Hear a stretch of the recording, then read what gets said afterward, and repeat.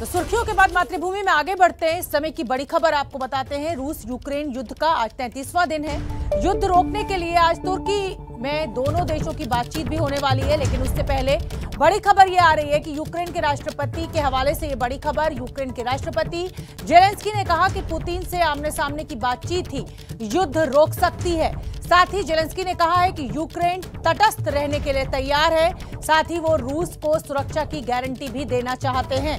दरअसल पुतिन को डर था कि यूक्रेन में नेटो सेना की तैनाती हो सकती है और उससे रूस की सुरक्षा खतरे में आ सकती है। अब जेलेंस्की का बड़ा बयान सामने आया है। जेलेंस्की का कहना है कि आमने सामने बैठकर ही इस बातचीत को आगे बढ़ाया जा सकता है और उसके बाद ही ये युद्ध रुक सकता है। जेलेंस्की का यह भी कहना है कि यूक्रेन तटस्थ रहने के लिए तैयार है।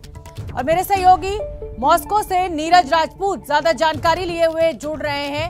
नीरज, ये एक बड़ा जिसे कहा जाए अपडेट भी है और बड़ा डेवलपमेंट भी है कि जेलेंस्की कह रहे हैं कि यूक्रेन तटस्थ रहने के लिए तैयार है। वो रूस को सुरक्षा की गारंटी भी देना चाहता है, लेकिन आपको ऐसा नहीं लग रहा है कि बहुत देर कर दी? हुजूर, आते आते 33 दिन हो चुके हैं और यूक्रेन पूरी तरह से तबाह हो चुका है। इस समय का क्या अपडेट है? आप मॉस्को में मौजूद हैं नीरज। बिल्कुल शोभना जी, इस वक्त हम लोग खड़े हुए हैं मॉस्को में, क्रेमलिन के ठीक बाहर खड़े हुए। क्रेमलिन यानी कि जहां राष्ट्रपति पुतिन का जो ऑफिशियल रेसिडेंस और उनका ऑफिस है, उनका घर है यहाँ पर इस क्रेमलिन में, जहां अभी हम लोग पीछे आप बैकग्राउंड में देख रहे हैं। ये बिल्कुल आपने बिल्कुल ठीक कहा कि बहुत देर कर दी जेलेंस्की ने ये बात मानने में कि वो तटस्थ रहेंगे या न्यूट्रल कंट्री रहेंगे और नाटो में शामिल नहीं होंगे, क्योंकि पुतिन की और साथ ही रूस की सबसे पहली शर्त यही थी। क्योंकि जिस तरह से उन्होंने जंग की, यानी कि अपने स्पेशल मिलिट्री ऑपरेशंस किए, उसमें सबसे बड़ा कारण यही था कि यूक्रेन जो था नाटो में शामिल होना चाहता था और रूस नहीं चाहता था, राष्ट्रपति पुतिन नहीं चाहते थे कि नाटो की फोर्सेस जो हैं उनकी बॉर्डर पर आ जाएं, सीमा पर आ जाएं, क्योंकि यूक्रेन और रूस का बॉर्डर लगा हुआ था। इसीलिए उन्होंने ये स्पेशल मिलिट्री ऑपरेशंस किए और उसी के लिए ही जो उन्होंने कहा था कि डीमिलिटराइज करके रहेंगे यूक्रेन को। और उन्होंने पिछले 32-33 दिन में हम लोग देख चुके हैं कि किस तरह से यूक्रेन की पूरी सेना लगभग खत्म हो चुकी है।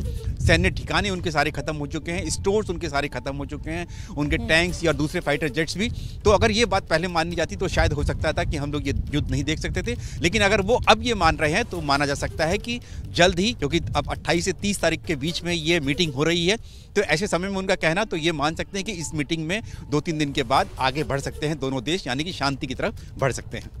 नीरज, मैं आपसे समझना चाहूंगी, जेलेंस्की कह रहे हैं कि आमने सामने अगर बैठे पुतिन के, यानी पुतिन और जेलेंस्की जब एक मेज पर आमने सामने बैठे तो ये युद्ध रुक सकता है। इसकी हम कितनी उम्मीद देखें कि पुतिन जो है वो जेलेंस्की के साथ एक मेज पर बैठेंगे, या ये सिर्फ सपना है जेलेंस्की का? बिल्कुल हो सकता है, क्योंकि जो रूस के राष्ट्रपति हैं पुतिन, उन्होंने अपने पत्ते खोले नहीं हैं। उन्होंने जो बातचीत है, पहले दौर की जो बातचीत हुई थी, हमने देखा था टर्की में ही हुई थी, उसमें जो विदेश मंत्री हैं रूस के लावरोव, वो गए थे और दूसरी तरफ से जो यूक्रेन के विदेश मंत्री गए थे। तो अगर एक लेवल बढ़ाया जाता है और पुतिन मान जाते हैं तो इससे बड़ी बात पूरी दुनिया के लिए, इससे अच्छी खबर कोई नहीं हो सकती है कि पुतिन मान जाते हैं और जेलेंस्की के साथ बैठकर बातचीत करें और समाधान निकालें विवाद का इसका। लेकिन मैं आपको ये बता दूं कि शोभना की रूस साफ कर चुका है कि नाटो में शामिल होना तो एक कारण था या नहीं होना। दूसरा कारण यह कि दोनेत्स्क और लुहांस्क को वो एक इंडिपेंडेंट कंट्री डिक्लेयर कर चुके हैं, जबकि जेलेंस्की ये कह चुके हैं कि वो अपनी टेरिटरी से, अपनी सीमाओं से कोई समझौता करके नहीं रहेंगे। तो ऐसे में ये सबकी निगाहें रहेंगी कि क्या ये 2-3 दिन तक जो चलने वाली जो वार्ता है, मीटिंग है, ये सफल हो पाएगी या नहीं हो पाएगी। बिल्कुल, ये ताकतवर और कमजोर की लड़ाई भी है नीरज राजपूत, और अब ये देखना होगा कि जेलेंस्की किस हद तक समझौता करते हैं और पुतिन उस समझौते को कितना मानते हैं। इंतजार पूरी दुनिया को कि ये युद्ध रुक जाए और ये जो तबाही है, ये जो नागरिकों के साथ नाइंसाफी हो रही है, वो खत्म हो।